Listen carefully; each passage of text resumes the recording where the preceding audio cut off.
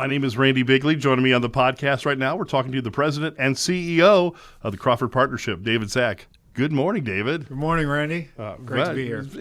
Well, I'm glad you're here. It's been a while since we spoke. I mean, It has. Yeah, I don't think we've spoke since last year sometime, right? Yeah, well, I came in. It was literally, I think, my second day on the job. I think it was, yeah. And you had someone cancel out. And then my last one, I had some family medical things I was going through. And so Sarah filled in, did a great job. So it's great to be back here. Well, it's good to see you. Talking about what's going on. It's good to see you. I know, and then tomorrow's a big day for you. You're speaking at the Rotary Breakfast tomorrow in Bucyrus. I am. And I was really grateful to Avery and Miranda, both chambers, and what they do, and happy to be a part of a distinguished panel of speakers and me. Yeah, there you go. don't count yourself out. Okay. Well, hopefully I'll say something that'll be at least interesting. We'll try. All right. A lot of good stuff going on. So a lot of challenges, with the last year or so. I mean, how's it look in Crawford County? How's the economy look over here? Yeah, I think the economy is looking good. We've seen some declining unemployment. So we are in December, it was about 4.4%. Average last year was 5%. So we've declined about 1% in a year or two, from about 5.8. So what do all those numbers mean? It means we're declining. We're not declining as fast as the state or the country, and we're one of the higher ones in the area. But 5% when I went to school was kind of functional. Full employment, but it's declining. So I think that's good, and we've seen those trends nationally and statewide. We're seeing some of our vacant buildings getting filled up. So the Bucyrus Precision Tech building, the Checkmate building on the north side of town, Ohio Polytech's on the south side of Bucyrus space getting full. We got the new spec building going up in Gallion, which is getting a lot of interest. The Carter Lumber building getting full. So whether it's commercial, industrial, we're seeing investment. We're seeing, and there's some, retail spaces as well getting full. We had the Millennial Services over in the Whetstone Plaza. So, to me, it's very encouraging in Gallion and Crestline. We see downtown businesses going in Crestline. We see a lot going on in downtown Gallion as well, and in the industrial. So I'm encouraged by what I see. One of the things, Randy, that we track are how many big investment projects are there done by the private sector, and we submit that to a kind of a national database that kind of ranks all communities. And in the last 10 years, I think the largest number of projects that we had that were eligible was 3, and that got us in the top 20%. We were nationally ranked that year. Crawford County was. We submitted 5 for last year. Really? So wow. It's projects like IB Tech's, $1 million and 80 new jobs, and Diamond Wipes investing $5 million, and Millennial Services going in and hiring a bunch of people. So that's pretty exciting. So I think it's positive. So some workforce challenges, all these businesses looking for workers, and our workforce is shrinking a little bit, but I'm pretty positive about where we're going. Love the chance to work on what I do when things are going well. Right. This is nice to hear there's jobs out there available, because there for a while, there wasn't. There are, and I think there's lots of opportunities. As a matter of fact, if you look regionally, like how many jobs there are per person, we got one of the lowest rates. So there's a lot of jobs for the people. So I think 1.5 jobs for every person. And that says a lot, because we just lost GE last year. Yeah. But it's nice to see that there's jobs available for those employees. Yeah, and they got snapped up pretty quick. So I think. That's very, it's good to be in a place where there's a lot of opportunities. And we're trying to make sure the adult workers who may want a new opportunity, as well as, kids coming out of school or in school, working with Pioneer or other systems to try to, figure out what they want to do. There's great opportunities locally. Yeah. You have an event coming up here pretty soon, don't you? We do. We were just talking about, we have our annual meeting. It's called State of the Vision, because it's really about us trying to be stewards of kind of where we at. The community got together, and Dave Williamson and Aaron Stein and the crew and all the people in the community came up with a Crawford 2030 vision, where we stand with that. It's going to be March 9th at the Hub at Village Square in Crestline. Yeah. You can go to CP for Crawford Partnership, cpevents.org to register. And anybody in the public's open to come. We're going to kind of review some of the stuff that happened last year, where we're kind of going, what trends we see, but it's pretty optimistic and pretty bullish. But Yeah. we would invite anybody who has interest. Please come out. We have about 190 to 200 registered right now as of this morning. Nancy was updating me. But yeah, so excited, Yeah. excited. Yeah. So what kind of direction do you see we're going here in Crawford County? Well, we're going in a direction where existing businesses are going to grow and expand. New businesses are going to come in, and startups are happening. So we keep a database of all the existing projects we're tracking or working on, and there's like 118 projects Really? Wow. now in our what we call our pipeline, and those are distributed between Bucyrus, Gallion, Crestline, even a few projects in New Washington and countywide, and some haven't decided where they're going to go yet. Actually, for one of the first times in my career, more new business projects, attraction projects than existing businesses. So there's a lot of folks looking at the county to either invest or create jobs or both.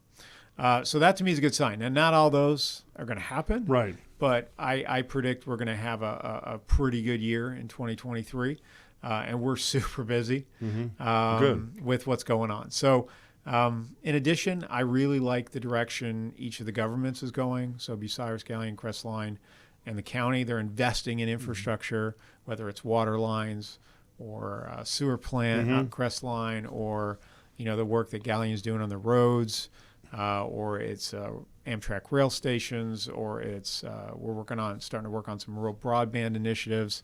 I think we have good political leadership in each of those places. And they're working on trying to make strategic investments to build the infrastructure, improve the quality of life, which at the end of the day, long term. So I'm impressed.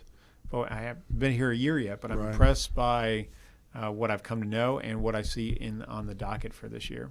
Did you get a chance to go to the Amtrak meeting that they had in Crestline? Yep, I did. I did. I was at one of the tables, kind of answering some questions. But I think for me the biggest takeaway was some of the economic development impact studies, and so I've begun to dig into those and really get down to what is it going to mean for a community like Crestline. And there's a great example from Missouri where there were some smaller communities that were really able to benefit. But I think it's great. The state's going to go after the money to do the study. And we like to say that we're the fourth C, so Crawford to Crestline. Yeah. Right, sure. Just as important. So I think any project is never the silver bullet, and so you work on everything hard. And I'm just excited that we have a lot of people in this community that are great advocates for the community. So whether it's the mayors in that area, or it's the chamber, et cetera, or it's the business people. There were a lot of people out there. So I was impressed by the people that came out to say, we would love to have it. So that's a good sign of collaboration, a good sign of community support, which bodes well for all the projects we're working on. I was at the meeting about 2 years ago when they first originally announced it. Yeah. So, it's exciting because, Crestline has a history of, Amtrak was there for many years. Of course, that disappeared many years ago, too. But it'd be nice to have that back again.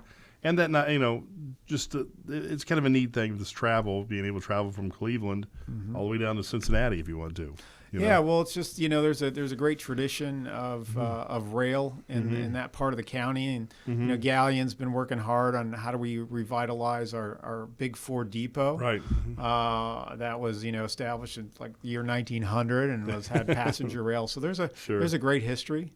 And we got a number of rail lines running through the county. So I think it's important to embrace the heritage, but also look to the future. Yeah, I mean, we benefit because we have rail here, we have Route 30 here. I mean, it's a good location, isn't it, for Crawford County? It's a fantastic location, and US 30 is really an amazing asset. With the tens of millions of dollars, I think it was $70 million that was invested a few years ago. I drive it every day. Yeah, so do I. And it's the easiest drive I've ever had in my professional work life. There's the least amount of traffic. Yeah. It's easy to navigate. It's 70 miles an hour. Yeah, right. Which when I'm on 23 is not. Right, sure, yeah. So it's great. Yeah. I love it. And if you look at our county, 75 to 80% of the businesses and the employees are located along US 30. Yeah. It's Bucyrus, Gallion, Crestline, and the townships along there. Sure. Big shout out to New Washington and North Robinson and the rest. But it's just that we have a lot of interchanges, and we have a lot of opportunities. There's a lot of land. All of our industrial development fundamentally is along that corridor. Yeah, one of the examples is off of 598 in Galleon. I mean, that's a whole. I mean, you guys have a spec building. You guys built over there, right? Yep, J&F, great company, and really appreciate the work that Gary Frankhouse did in working to help them get a rural industrial park loan. But yeah, 100,000 square feet going up, should be done within the next few months, and really appreciate J&F and the city of Galleon for working on that project.